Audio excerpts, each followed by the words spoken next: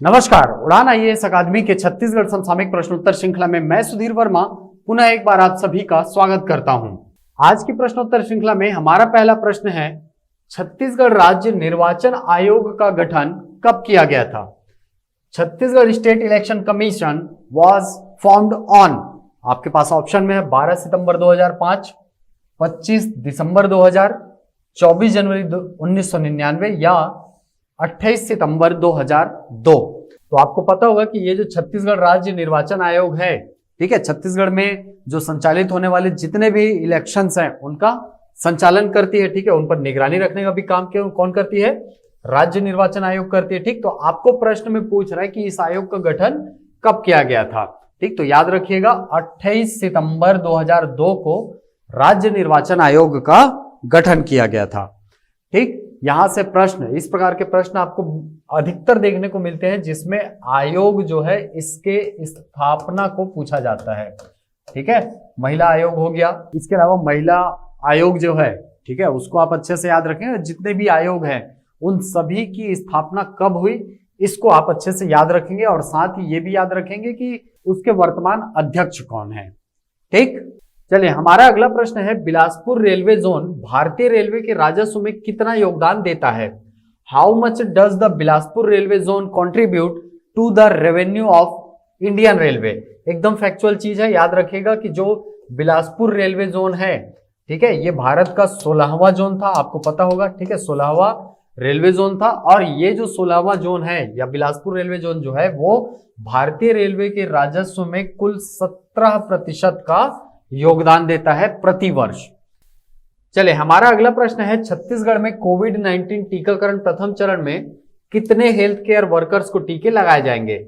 छत्तीसगढ़ कोविड-19 vaccination will be imposed on how many health care workers in the first stage vaccination? तो आपको जैसा कि पता होगा कि कोविड-19 का वैक्सीन जो है वो आ चुका है, ठीक है, और इसके टीकाकरण की प्रक्रिया भी प्रारंभ की जा चुकी है। प्रथम चरण में छत्तीसगढ़ को कुल 3,23,000 टीके जो है उपलब्ध कराए गए हैं और इन 3,23,000 टीकों में से कुल 2,67,399 हेल्थ वर्कर्स को प्रथम चरण के अंतर्गत टीकाकरण किया जाएगा। ठीक है, यानी इनको टीका लगाया जाएगा। ठीक है, क्योंकि सबसे ज्यादा जो खतरा था वो किनको था? हेल्थ केयर वर्कर्स, जो स्वास्थ्य कर्मी थे उनको सबसे ज्यादा खतरा था इसके इन्फेक्शन का। ठीक, तो याद रखिएगा कि कुल हमारे पास वैक्सीनेशन के लिए वैक्सीन कितना आया? 3,23,000, उसमें से 2,67,399 जो वैक्सीन है वो किसको प्रदान किया गया है? हेल्थ केयर वर्कर्स को। चलिए हमारा अगला प्रश्न है, प्रदेश के 14 नगर निगमों में अभी तक कितने स्थानों पर मोबाइल मेडिकल यूनिट द्वारा कैंप आयोजित किया गया है? State has held camps by mobile medical unit at how many places so far in 14 municipalities? ठीक, तो आपको पता होगा कि ये जो मोबाइल मेडिकल यूनिट योजना जो है ये कब प्रारंभ किया गया था? 1 नवंबर 2020 को प्रारंभ किया गया था। ठीक है, और इसके अंतर्गत कैंप्स का आयोजन किया जाता है। ठीक है, कैंप लगा करके लोगों का इलाज किया जाता है। ठीक, उनके स्वास्थ्य का परीक्षण किया जाता है। अभी तक, तो प्रश्न आपको पूछ रहा है कि अभी तक कितने कैंप जो है आयोजित किए जा चुके हैं? तो याद रखिएगा अद्यतन स्थिति में कुल 2,823 कैंप का आयोजन किया जा चुका है। इसका अपडेट आगे और होते जाएगा, लेकिन फिलहाल आप याद रखिएगा कि आज की स्थिति में कुल 2,823 कैंप्स का आयोजन मोबाइल मेडिकल यूनिट योजना के द्वारा लगाया जा चुका है। चलिए हमारा अगला प्रश्न है, नवीन पशुधन मित्र योजना का उद्देश्य है? आपको पूछ रहा है कि नवीन पशुधन मित्र योजना जो है इसके उद्देश्य में कौन कौन शामिल है। ठीक, आपको 4 बिंदु दिए हुए हैं, आप देख पा रहे हैं, इनमें से कौन इसके योजना में शामिल है आपको ये बताना है। तो सबसे पहले ये बात कि नवीन पशुधन मित्र योजना जो है ये कब प्रारंभ हुआ? ये प्रारंभ हुआ है वर्ष 2013-14 के दौरान। ठीक, चलिए तो पहला पॉइंट है पशु चिकित्सा एवं पशु प्रजनन सुविधाओं का विस्तार करना। बिल्कुल सही है। ठीक, पशु चिकित्सा करना और पशु प्रजनन की जो सुविधा है उसका विस्तार करना इस योजना का लक्ष्य है। ठीक, दूसरा है कार्यरत गौ सेवक एवं प्राइवेट कृत्रिम गर्भाधान कार्यकर्ताओं द्वारा सेवा प्रदाय एवं सूचना तंत्र के सुदृढ़ीकरण हेतु समुचित योगदान की सुनिश्चितता। ठीक, जितने भी प्राइवेट कृत्रिम गर्भाधान कार्यकर्ता है, ठीक है, और सेवा प्रदान करने वाले लोग होते हैं, उनके बीच में कम्युनिकेशन को सुदृढ़ बनाना, ये भी इस नवीन पशुधन मित्र योजना का लक्ष्य है। ठीक, अगला है पशुधन मित्र। कौन कौन आते हैं पशुधन मित्र में? कार्यरत गौसेवक एवं प्राइवेट कृत्रिम गर्भाधान कार्यकर्ता। ठीक है, तो पशुधन मित्र को जीविकोपार्जन एवं कार्य में रुचि की निरंतरता बनाए हेतु प्रोत्साहन मानदेय का प्रदान करना। ठीक है, प्रोत्साहन मानदेय इसमें दिया जाता है किसको? जो कार्यरत गौ सेवक होते हैं उनको, और जो प्राइवेट कृत्रिम गर्भाधान कार्य करते हैं उनको। ठीक, तो ये भी इसका एक उद्देश्य है। अगला बोल रहा है पशुधन विकास विभाग के कार्यकलापों, योजनाओं, कार्यक्रमों को गति प्रदान करना। बिल्कुल सही है। ठीक, पशुधन विकास विभाग जो है ये बहुत सारी योजनाएं संचालित करती जाती है, बहुत सारे ऐसे कार्यक्रम चलाए जाते हैं जो पशुधन मित्रों से संबंधित होते हैं, यानी जो पशुपालक है उनसे संबंधित होते हैं, और पशुओं की सुरक्षा के लिए, बहुत सारी बीमारियों से उनके बचाव के लिए भी योजनाओं का संचालन जो है पशुधन विकास विभाग के द्वारा किया जाता है। तो इन कार्यकलापों को गति प्रदान करना, ये भी नवीन पशुधन मित्र योजना का एक उद्देश्य है। ठीक, तो उद्देश्यों में कौन कौन शामिल है? पहला शामिल है, दूसरा भी शामिल है, तीसरा भी शामिल है और चौथा भी शामिल है। ठीक, तो आपके पास ऑप्शन में है, आप देख पा रहे हैं ऑप्शन सी में आपको 1 2 3 4 चारों दिख रहे हैं, तो आपका आंसर क्या हो जाएगा? Option number C.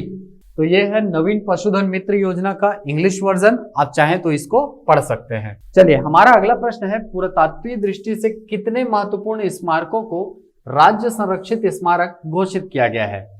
From the archaeological importance, how many important monuments have been declared as state protected monument? ठीक, आपको पता होगा कि राज्य जो है वो बहुत सारे स्मारकों को क्या करती है? संरक्षित करने का काम करती है।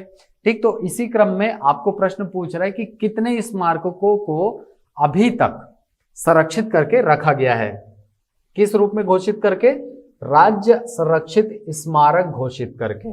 ठीक, तो हाल ही में ये डेटा जो है वो छत्तीसगढ़ की आधिकारिक वेबसाइट जो है छत्तीसगढ़ सरकार की, है ना, cgstate.gov.in, ठीक है, इसमें बताया गया ये डेटा कि इसमें कुल 58 ऐसे स्मारक क्षेत्र है जिनको राज्य संरक्षित स्मारक घोषित किया गया है। ठीक, इंपॉर्टेंट क्वेश्चन है, याद रखिएगा। चलिए, हमारा अगला प्रश्न है छत्तीसगढ़ मछुआ कल्याण बोर्ड के अध्यक्ष कौन है? Who is the chairman of the Chhattisgarh fisherman's welfare board? आपके पास ऑप्शन में है श्री M.R. निषाद, श्री R.K. धीवर, श्री मोहन तारक या श्री जगमोहन धीवर। ठीक, तो याद रखिएगा छत्तीसगढ़ मछुआ कल्याण बोर्ड के अध्यक्ष कौन है? श्री M.R. निषाद जी। चलिए, हमारा अगला प्रश्न है दनगरी पर्यटन स्थल कहाँ स्थित है?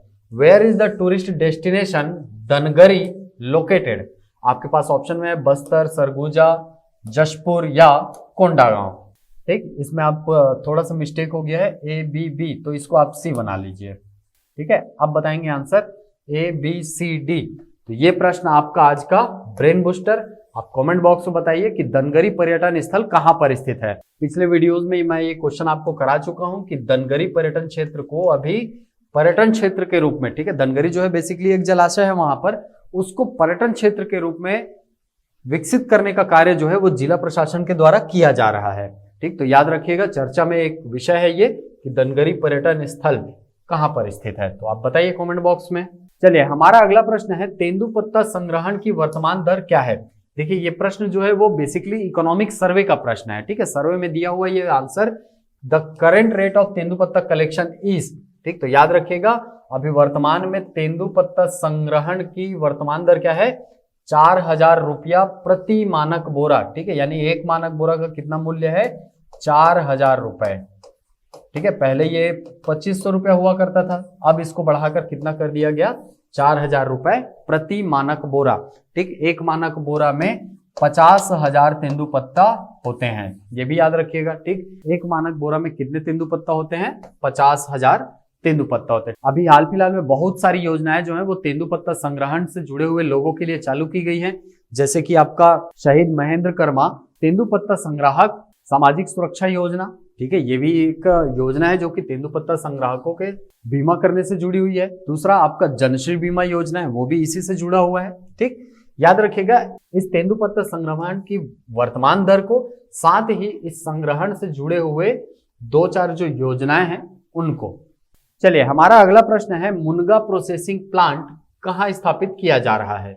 मुनगा processing plant is being set up in, आपके पास ऑप्शन में खरसिया रायगढ़, लैलूंगा रायगढ़, घरघोड़ा रायगढ़ या घोड़ारी महासमुंद। तो आपको पता होगा कि अभी कुछ दिन पहले, ठीक है, कुछ महीनों पहले मुनगा को बहुत ज्यादा प्रमोट किया जा रहा था राज्य सरकार के द्वारा, ठीक है। मुनगा पौधारोपण अभियान भी चलाया गया था, आपको पता होगा, ठीक। क्यों चलाया जा रहा है? क्योंकि मुनगा एक बहुत अच्छा सोर्स होता है आयरन का, ठीक है। बीपी के जो पेशेंट होते हैं, ब्लड प्रेशर के, उनके लिए बहुत ज्यादा लाभदायक होता है, ऐसा जो डॉक्टर होते हैं वो बोलते हैं, ठीक। तो इसी बात को ध्यान में रख करके मुनगा प्रोसेसिंग प्लांट की स्थापना की जा रही है। कहां पर की जा रही है?